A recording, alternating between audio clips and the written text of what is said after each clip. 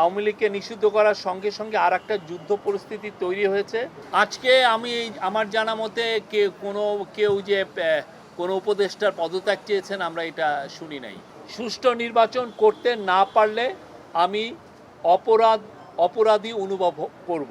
ইলেকশনটা 30শে জুনের মধ্যে হবে উনি আবারও জানিয়েছেন এবং এতে সবাই সন্তোষ প্রকাশ করেছেন। তো আজকে আপনি জানেন যে আজকের মিটিং কালকের এই মিটিংয়ের একটা কন্টিনিউশন এবং এই মিটিংয়ের মূল যে থিমটা ছিল যে এই পার্টিগুলো আসলেন, পার্টির যে লিডাররা তারা স্যারকে, প্রফেসর ইউনূসকে সমর্থন জানিয়েছেন তার রিফর্ম, তার বিচার এবং আমরা যে রিফর্ম করছি, আমরা যে বিচারের কার্যক্রম শুরু করেছি এবং আমরা যে নির্বাচনের জন্য যে কাজ করছি সেইটার জন্য তারা তাদের সম্পূর্ণ সমর্থন জানিয়েছেন।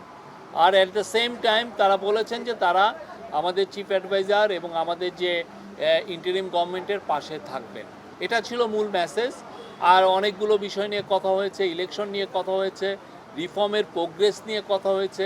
ইলেকশন নিয়ে স্যার আবারও জানিয়েছেন যে তিনি ইলেকশন ডিসেম্বর থেকে জুনের মধ্যে করবেন এবং 30শে জুনের ওই পারে যাবে না, ইলেকশনটা 30শে জুনের মধ্যে হবে উনি আবারও জানিয়েছেন এবং এতে সবাই সন্তোষ প্রকাশ করেছেন।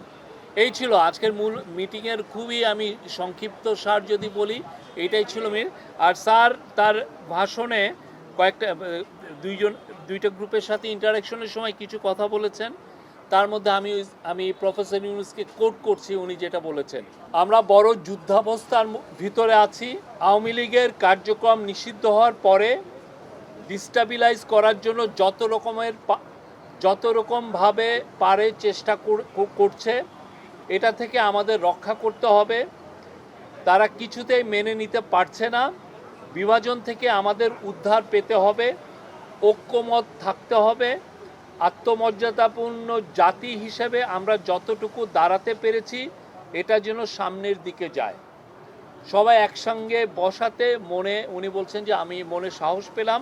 সুষ্ঠু নির্বাচন করতে না পারলে আমি অপরাধী অনুভব করব। তারপরে বলেছেন যে মহাসুযোগ পেয়েছি অভ্যুত্থানের কারণে ধ্বংস হয়ে যাওয়া দেশকে টেনে আনা। আওয়ামী লীগকে নিষিদ্ধ করার সঙ্গে সঙ্গে আর একটা যুদ্ধ পরিস্থিতি তৈরি হয়েছে দেশের ভিতরে এবং বাইরে, যাতে আমরা এগোতে না পারি, যাতে সব কিছু কলাপস হয়ে যায়, আবার যাতে গোলামিতে ফেরত যাই, এটা উনি বলেছেন। মানে যারা এই কনস্পাইরেসিগুলো করছে তাদের ইন্টেনশন হচ্ছে আমরা যেন আবার গোলামিতে ফেরত যাই।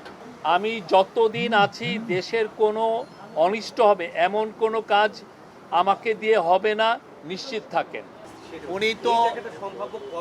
উনি একটা ডেডলাইন দিয়েছেন এবং আমি কালকেও বলেছি, আজকেও বলছি, বারবার বলছি, উনি এক কথার মানুষ। উনি বারবার বলেছেন যে জুন 30-এর পরে ইলেকশন যাবে না। আপনাকে ওনাকে ট্রাস্ট করতে হবে। এটা ডিসেম্বর থেকে জুন মাসের 30 তারিখ পর্যন্ত এর মধ্যে ইলেকশন হবে। ওই জুন মাসের 30 তারিখে জুলাই মাসের 1 তারিখে যাবে না। আপনি রোডম্যাপ এইটাই আপনাকে ওইটা যখন সময় আসবে উনি রোডম্যাপ বা যেটা শিডিউল সেটা ঘোষণা করবেন। আমরা তো এটা বারবার বলছি, একটা না, এটা নিয়ে কিন্তু আমরা দিনের পর দিন, মাসের পর মাস বলছি। আমি জানি না এটা কেন, এটা এমবিগুইটি আছে। ওনার এখানে তো কোনো এমবিগুইটি নাই। আজকে আমার জানা মতে কেউ যে কোনো উপদেষ্টার পদত্যাগ চেয়েছেন আমরা এটা শুনি নাই। ওনারা সুনির্দিষ্ট দাবি করেছেন বলে আমার মনে হচ্ছে না, সুনির্দিষ্ট দাবি করেছেন বলে আমি জানি। কেউ রিসাফলের কথা বলেছেন, বাট পদত্যাগের কথা আমি শুনি নাই।